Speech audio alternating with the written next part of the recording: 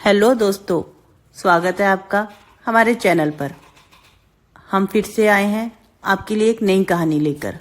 दोस्तों please like जरूर किया कीजिए, जिससे हमें भी पता लगे कि आपको हमारी कहानी कैसी लग रही है। तो प्लीज एंजॉय करें। एक बार एक आदमी अपने बेटे के साथ कहीं जा रहा था। रास्ते में जब उन्हें भूख लगी तो वो एक होटल में गए। जब वो होटल में गए तो उन्होंने देखा कि उस होटल की हालत बहुत ख़राब थी। वहाँ पर ना तो कोई वेटर था और ना ही ज़्यादा लोग थे। उन्होंने अपने लिए खाना ऑर्डर किया। उस होटल का खाना भी अच्छा नहीं था। लड़के ने जब यह सब देखा तो उसने अपने पिता से कहा, पापा, इस होटल की हालत इतनी ख़राब क्यों है, जबकि यह शहर की भीड़ भाड़ वाली जगह पर है और इसके आसपास कोई दूसरा होटल भी नहीं है। अगर यह होटल वाला चाहे तो इस होटल से बहुत पैसा कमा सकता है और इस होटल को बहुत बड़ा बना सकते हैं, लेकिन यह समझ नहीं आ रहा इन्होंने इसकी ऐसी हालत क्यों कर रखी है।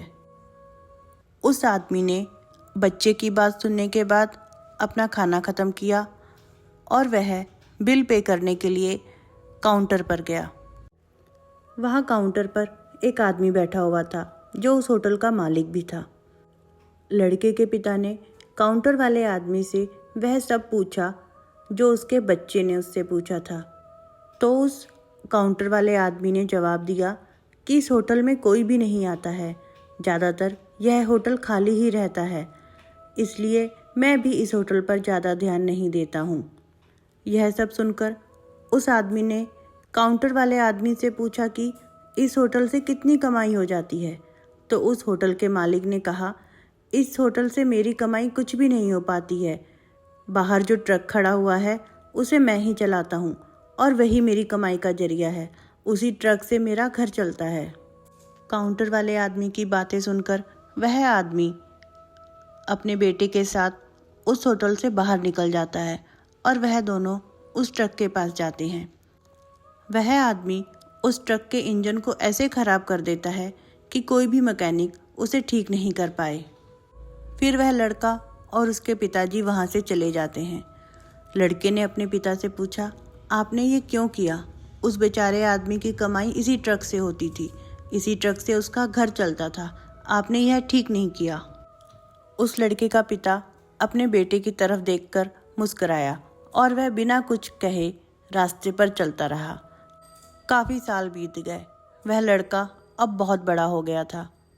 एक बार वह लड़का उसी होटल के रास्ते से गुजर रहा था।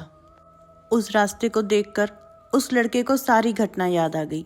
उसे लगा कि मेरे पिताजी ने होटल वाले के साथ बहुत गलत किया था। जब वह लड़का उस होटल के पास गया तो उसने देखा कि उस पुराने होटल की जगह एक बहुत बड़ा और सुंदर होटल बन गया था, जो उसी होटल के नाम से था जिसमें वो लड़का अपने पिताजी के साथ गया था। लड़का यह सब देख के बहुत हैरान हो गया और जब वह उस होटल के अंदर गया तो काउंटर पर वही आदमी बैठा हुआ था। वह लड़का उस आदमी के पास गया और अपना सर नीचे कर अपने पिताजी की सारी बात बता दी।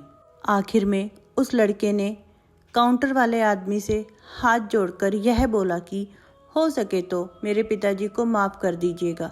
यह सुनकर उस होटल के मालिक की आंखों में आंसू आ गए और उसने उस लड़के से पूछा कि अब तुम्हारे पिताजी कहाँ पर है? लड़के ने उत्तर दिया कि अब वह जीवित नहीं हैं, उनकी मृत्यु हो गई है। उस लड़के ने होटल के मालिक से पूछा कि आप यह सब क्यों पूछ रहे हैं? तो उस आदमी ने जवाब दिया, तुम्हारे पिताजी उस रात ट्रक का इंजन खराब करके चले गए थे और अगली सुबह मेरा ट्रक स्टार्ट ही नहीं हो पा रहा था।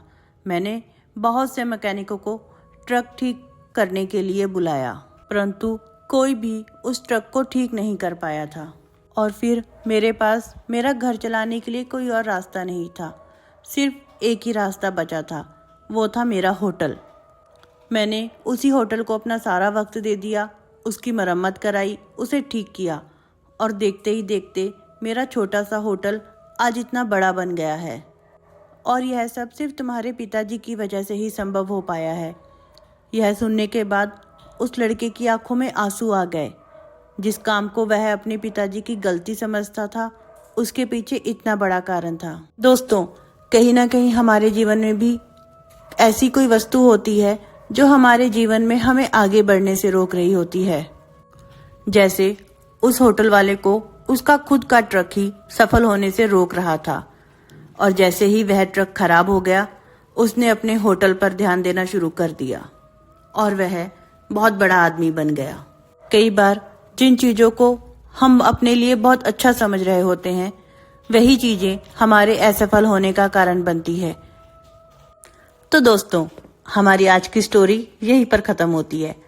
आपको यह स्टोरी कैसी लगी, प्लीज आप हमें कमेंट में जरूर बताएं, और प्लीज हमारे चैनल को लाइक, शेयर और सब्सक्राइब जरूर करें। दोस्तों, कल फिर से मिलते हैं एक नई कहानी के साथ।